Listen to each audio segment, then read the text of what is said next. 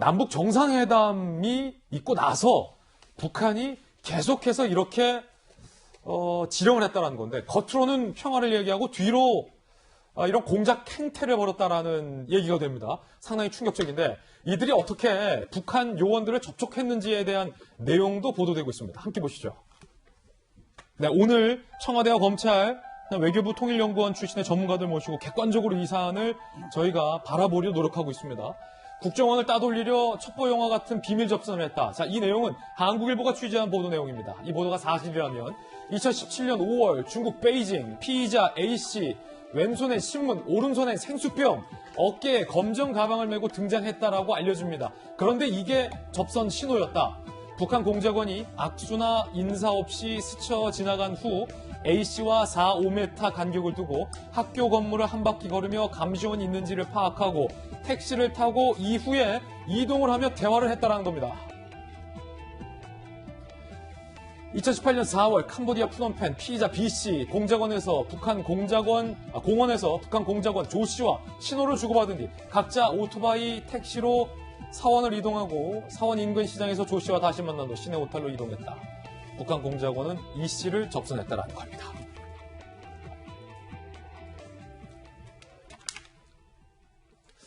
한 손에 신문을 들고 한 손엔 물병을 들고, 이게 수사 내용이 사실이라면 이게 뭐 일종의 시그널이었다는 건데, 신범철 센터장님, 근데 사실 저는 우리나라에 한 손에 신문 한 손에 물병 들고 다니시는 분 많거든요. 이게 북한 공작원과의 어떤 약속이 될 수 있습니까? 접선 신호가? 뭐 해외에서는 그렇게까지 하는 사람은 드물 거라고 보고, 또 보면 검은색 백팩을 맸다고 하니까. 검정색 가방까지. 예, 그렇죠. 서로가 서로를 식별하기 위해서 그런 신호를 주고받았을 가능성은 있다고 봅니다. 예. 보도가 말씀하신 대로 사실이라면 그런 식으로 접선을 해서 지령을 받고 돌아와서 활동을 하게 된 거죠. 아무튼 이런 식의 북한의 활동이 앞서 김광산 변호사님께서 잘 지적해 주셨는데, 충북에만 있겠느냐, 그런 부분이 우리가 경각심을 가져야 된다고 봐요. 뭐 한국 사회를 너무 공포로 몰고 갈 필요는 없다고 생각합니다. 그럼에도 불구하고 그런 암적인 간첩 활동이 존재할 수 있다는 점에서 대외 정책을 전개할 때는 신중해야 된다. 특히 말씀하신 대로 판문점 그 정상회담 선언 내용을 보면요, 서로 적대 행위를 하지 않기로 한 거예요. 그런데 그렇죠. 들어와서 대대적으로 적대 행위를 하고 있잖아요. 센터장님, 이거는 북한이 우리에 대해서 적대 행위라고 할 수 있는 거죠? 당연하죠. 그건 적대 행위의 핵심인 거죠. 그렇기 때문에 북한에 항의해야 된다고 생각하고요. 예. 이런 행위를 하지 못하도록 엄중히 경고해야 된다. 그리고 청와대도 이것을 갖다가 뭐 가치가 없다 이렇게 일구에 버릴 것이 아니라, 어떻게 해서 대통령 특보단에 들어왔는지 그런 사실관계는 이런 검찰 조사를 통해서 밝혀지는 것보다 먼저 자체 조사를 해서 밝히는 것이 훨씬 국내 정치적으로도 파장이 적을 수 있다, 이렇게 조언하고 싶습니다. 자, 청주 활동가들, 이들의 반론도 함께 소개를 해드리겠습니다. 이 내용의 혐의에 대한 이들의 입장입니다. 혐의 내용이 모두 조작됐다. 그러니까 국정원과 경찰이 조작했다는 거예요. 경찰이 소속을 정확히 안 밝히고 함정 수사를 했다라고 항변하고 있고, 영장 목록과 압수품 목록도 불일치하다. 그러면서 청와대는 무리한 수사를 멈추라는 입장을 밝히고 국가보안법 폐지 요구에 응해야 된다라는 반박을 하고 있다라는 내용도 말씀드리겠습니다. 아시다시피 이들이 문재인 캠프의 특보 출신이라는 점도 논란입니다. 청와대 관계자는 어떤 입장 밝혔을까요? 함께 보시죠. 언급할 가치가 없다. 자, 그러자 국힘에선 황당한 답변, 사실 아니다도 아니고 도대체 무슨 답변인가, 어떤 일을 하고 누구와 일했는지 소상히 밝히는 것이 유권자에 대한 예의다라고 말했고요. 김기현 원내대표가 조금 전에 이 부분과 관련해서 논평을 냈습니다. 들어보시죠.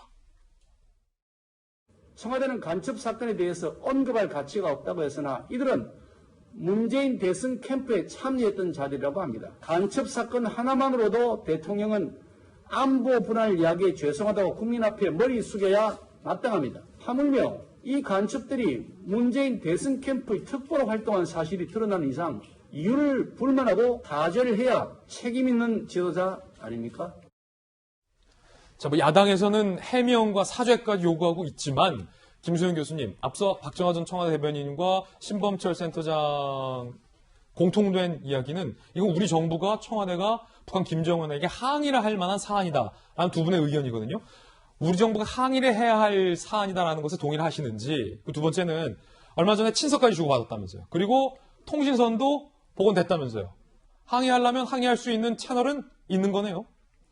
그렇죠. 이제 지금 정부가 굉장히 난감한 것이 이제 남북이 연락을 재개했잖아요. 굉장히 오랫동안 이제 연락을 못하고 사이가 굉장히 안 좋았다가 어떻게 보면 대화해 볼 거가 이제 막 이제 트이고 있는 이 시점에 이제 이러한 사건이 발생하다 보니까 지금 청와대 입장에서는 굉장히 난감할 수밖에 없고 실제로 그 남북 연락 재개 때문에 뭐 한미 연합훈련도 지금 미루자라는 막 연판장이 뭐 의원들 여당 의원들 사이에서 돌고 있을 정도로 지금 굉장히 북과 어떻게 잘해보려고 하는 이 시점인데 알고 봤더니 북한은 그렇게 앞에서는 평화를 얘기하다가도 그렇게 뒤에서는 이렇게 남의 간첩을 보내가지고 혹은 남에 있는 사람을 포섭해서 이런 식으로 간첩 활동을 했다는 것에 대해서 국민들이 굉장히 지금 배신감을 느끼고 굉장히 안보적으로 불안해하고 있습니다. 그렇다 보니까 청와대에서는 당연히 이거에 대해서 어느 정도의 해명이 필요하고 물론 그래서 이 사람들이 옛날에 문재인 캠프 대선 특보단에서 있었고 그래서 직접적으로 어떤 내통했다 이런 거에 대해서는 아마 답변할 일고의 가치가 없다라고 얘기하고 있는 것 같아요. 하지만 그거를 논외로 하고 어쨌든 지금 북한이 이런 식으로 대놓고 뒤에서 어떻게 보면은 이제 이렇게 간첩을 암약을 하고 이런 것들을 사주한 것인데 당연히 청와대 입장에서는 앞에서는 지금 대화하자고 해놓고 이게 뭐냐 굉장히 유감이다 강력하게 항의해야 되는 문제고 그것을 통해서 국민들에게 안보 불안에 대한 좀 그런 걱정들을 좀 종식시킬 필요가 있다는 생각이 듭니다. 예, 많은 전문가들은 이건 우리 정부가 북한에게 항의를 할 만한 사안이다라고 오늘 말씀을 주고 계시고 판단은 우리 국민 여러분께서 해주시면 될 것 같고요. 청와대에 계시던 박정화 대변인, 네.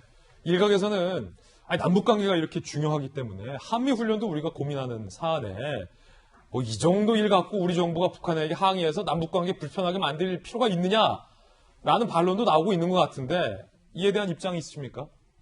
북한에 대한 항의를 하는 것은 우리가 지금 북한과 제대로 된 대화를 하기 위해서 남한의 의견을 통일하고 하기 위한 과정이라고 저는 봐요. 지금까지 쭉 봤지만은 진보 사회단체들이 쭉 얘기했던 뭐 제주 강정 해군 기지, 그 다음에 사드 기지 성주에, 그 다음에 뭐 최근에 있었던 한미 연합 훈련까지 등등 보면 우리 남남 갈등 굉장히 부추기는 요소들을 북한에서 획책하고 있었잖아요.